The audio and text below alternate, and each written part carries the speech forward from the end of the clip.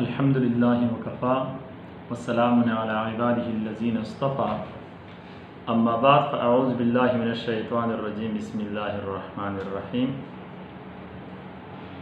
آج میں unit number 2 میں خطبہ نمبر 1 کے ساتھ آپ کے سامنے حاضر ہوا ہوں۔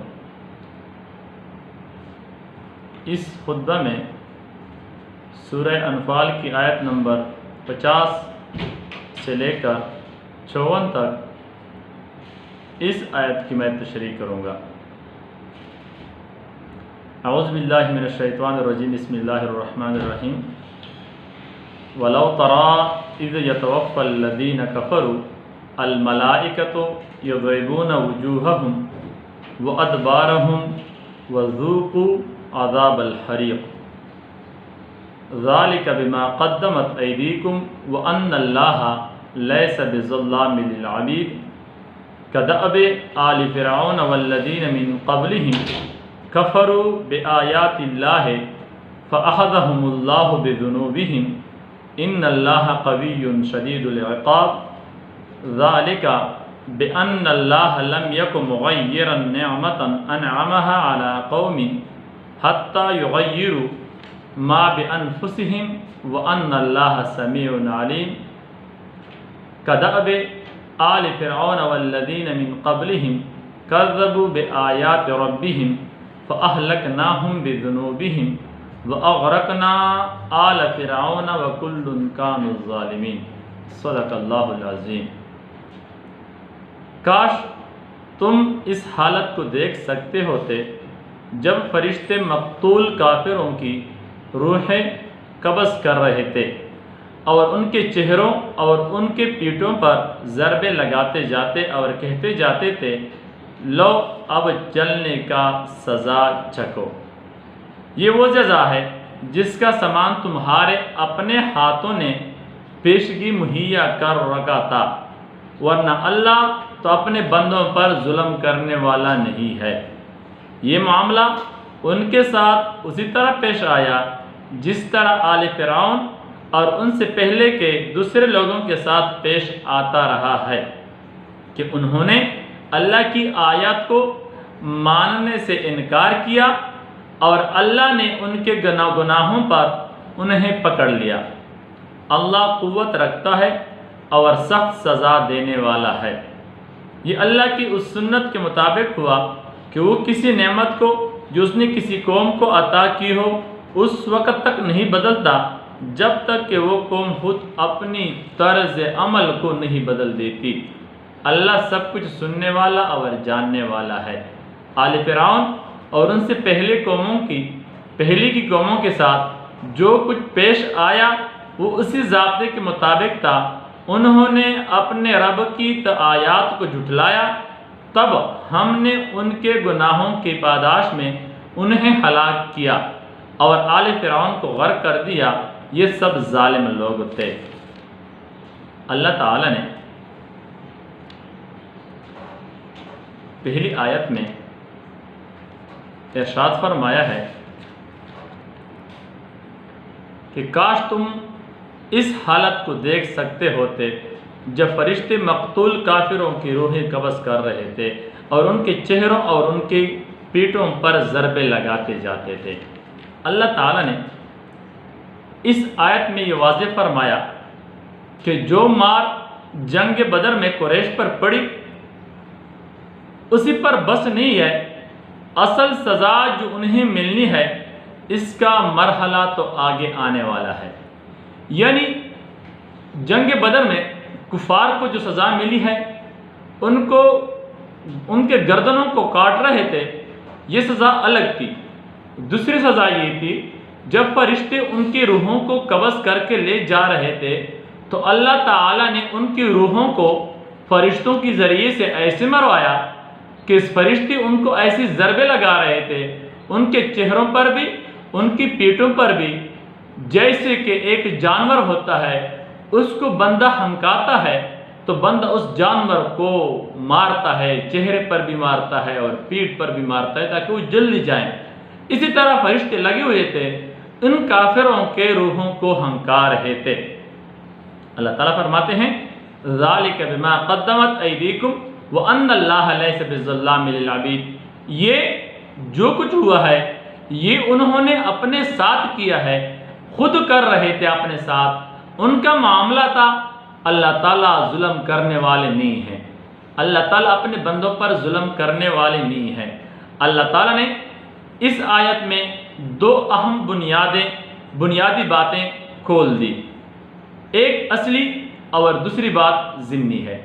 اصلی تو یہ ہے کہ جزا اور سزا انسان کے اعمال کا نتیجہ ہے۔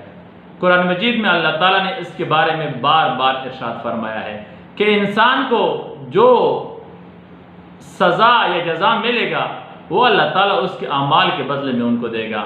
اور دوسری بات جو ضمنی ہے وہ اللہ تعالیٰ نے ارشاد فرمائی ہے کہ اللہ تعالیٰ عدل ہی عدل کو پسند کرتا ہے، اللہ کے ہاں عدل ہی عدل ہے، اللہ کے ہاں ظلم نہیں ہے، اللہ تعالیٰ ظالم نہیں ہے، اللہ تعالیٰ کے ہاں عدل ہی ہوگا اور عدل ہوتا رہے گا۔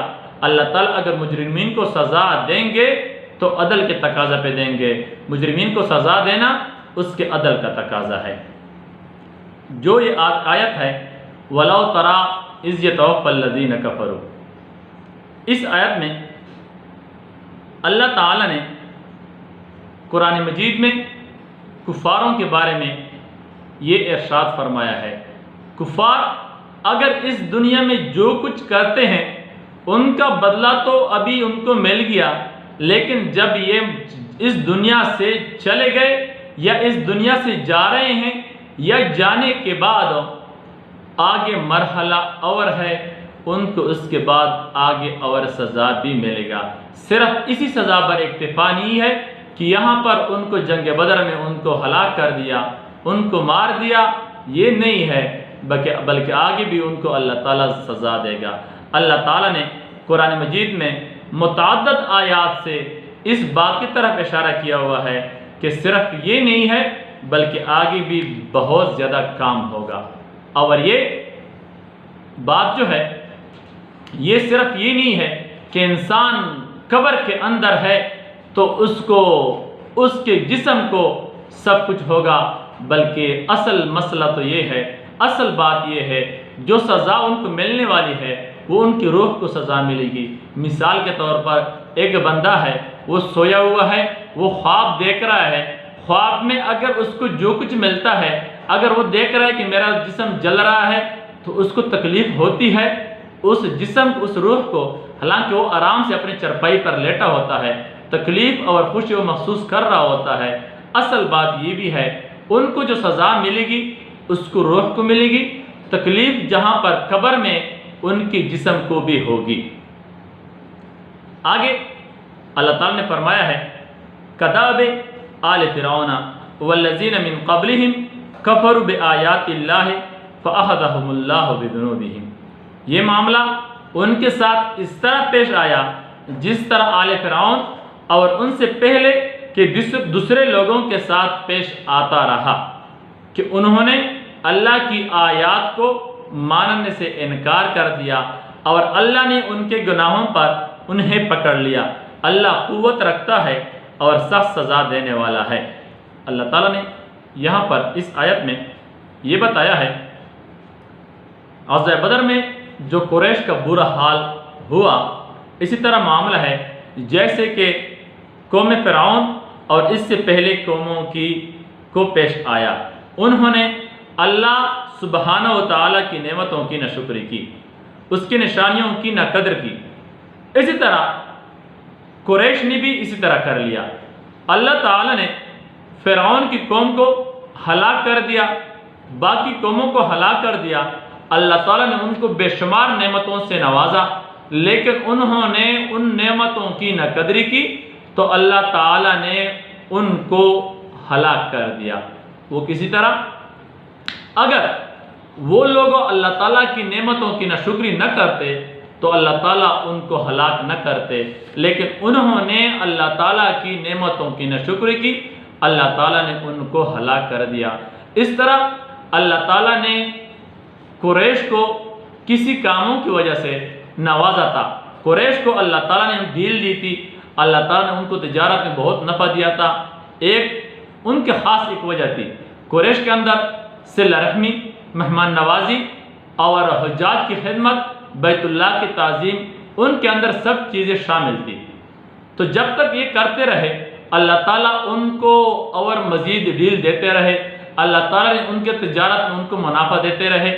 لیکن جب انہوں نے مہمان نوازی، صلہ رحمی ختم کر دی اور لوگوں کو تنگ کرنا شروع کر دیا، مہمان نوازی ختم کر دی، لوگوں سے کھانا بند کر دیا، حجاج کی خدمت ختم کر دی، بیت اللہ کی تعظیم ختم کر دی، حاجیوں کو وہاں سے روکنا شروع کر دیا، تو اللہ تعالیٰ کے ان کے اوپر عذاب آ گیا، جو سب کو معلوم ہے، جو اللہ تعالیٰ نے ان کے ساتھ کر کے دکھایا۔ جنگ بدر میں بھی، باقی جنگوں میں بھی اللہ تعالیٰ نے سب کو ہلاک کر دیا۔ اللہ تعالیٰ کا نظام ہی یہی تھا کہ اگر کوئی بندہ اچھائی کرتا ہے اللہ تعالیٰ ان کو ڈیل دیتا رہتا ہے، کوئی بندہ اچھائی چھوڑ دیتا ہے اللہ تعالیٰ پہ اس کو راندہ درگاہ بنا دیتا ہے، ان کو ہلاک کر دیتا ہے۔ یہاں پر اس آیت میں دو الفاظ آئے ہوئے ہیں، ایک یہ ہے کفروا بآیات اللہ، ایک ہے کذبوا بآیات اللہ۔ امام فخر الدین رازی رحمۃ اللہ علیہ نے یہاں پر ایک زبردست نکتہ بیان کیا ہے۔ وہ فرماتے ہیں کفروا بآیات اللہ، اس کا مطلب یہ ہے کہ انہوں نے اللہ کی آیتوں سے انکار کیا، اور جو دوسری ہے کذبوا بآیات اللہ، انہوں نے اپنے اوپر آیتوں کو جھٹلایا، انہیں اللہ تعالیٰ کی آیتوں کو جھٹلایا۔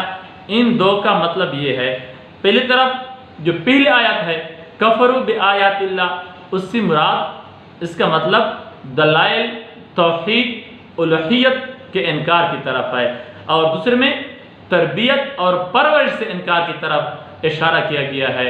یعنی کفروا بآیات اللہ ہے دلائل توحید الوہیت کی طرف اشارہ ہے، اور کذبوا بآیات اللہ سے تربیت اور پرورش کی طرف اشارہ ہے۔